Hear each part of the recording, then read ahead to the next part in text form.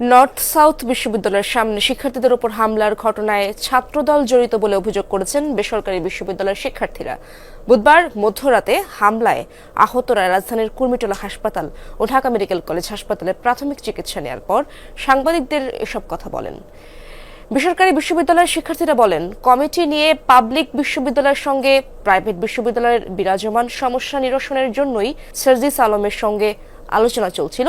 এমন সময় পরিকল্পিতভাবে 40 থেকে 50 জন বৈষম্য বিরোধী ছাত্র আন্দোলনের কর্মীদের উপর হামলা চালিয়ে কয়েকজনকে গুরুতর আহত করা হয়। হেনস্থা হন সার্জিস আলম। হামলাকারীদের কয়েকজন ছাত্রদল বলে পরিচয় পাওয়া গেছে বলে দাবি করেন আহতরা। এই অতর্কিত হামলার তীব্র নিন্দা জানিয়ে শিক্ষার্থীরা বলেন, হামলাকারী যেই হোক তারা কোনো দল বা মতের হতে পারে না। তাদের পরিচয় তারা সন্ত্রাসী। এসব সন্ত্রাসীদের কঠোর হাতে দমন করা হবে। এই হামলার ঘটনায় বেলা 12টায় নর্থ সাউথ বিশ্ববিদ্যালয় ক্যাম্পাসে সংবাদ সম্মেলনে বিস্তারিত তুলে ধরা হবে বলেও জানান তারা।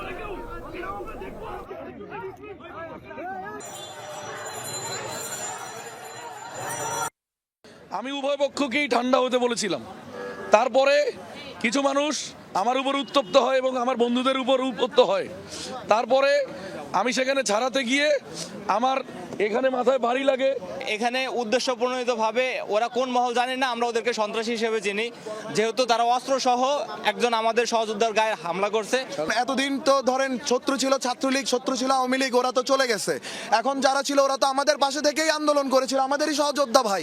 এখন আমি কিভাবে বুঝবো কে আমার পিছন দিয়ে আমাকে ছুরি মারতে আসছে?